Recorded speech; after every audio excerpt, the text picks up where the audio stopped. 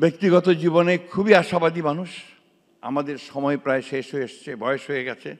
এখন যে তরুণ যারা আছেন, এখানে আছেন, অন্যান্য এখানে আছেন, আমি আশা করব যে তারা আমাদের জন্য ভবিষ্যতে এমন একটা বাংলাদেশ গড়ে তুলতে সহযোগিতা করবেন যে বাংলাদেশে সত্যিকার অর্থেই মানুষের অধিকার প্রতিষ্ঠিত হবে, মানুষ তার অধিকার নিয়ে একটা কল্যাণমূলক রাষ্ট্র নির্মাণ করতে পারবে এবং আমাদের এই শিশুদেরকে আর এইভাবে প্রাণ দিতে হবে না। আমি ধন্যবাদ জানাতে চাই জাতিসংঘকে, তাদের মানবাধিকার কমিশনকে, যে তারা একটা অত্যন্ত চমৎকার একটা ডকুমেন্ট আমাদের সামনে তুলে দিয়েছেন।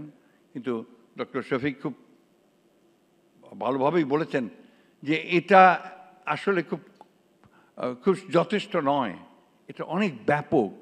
এই অত্যাচার, নির্যাতন, নিপীড়নের যে চেহারা বাংলাদেশের মানুষ দেখেছে, এটা অনেক বেশি ব্যাপক।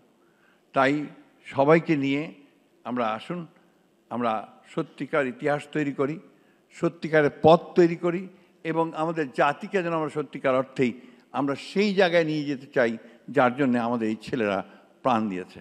ধন্যবাদ সকলকে। আসসালামু আলাইকুম।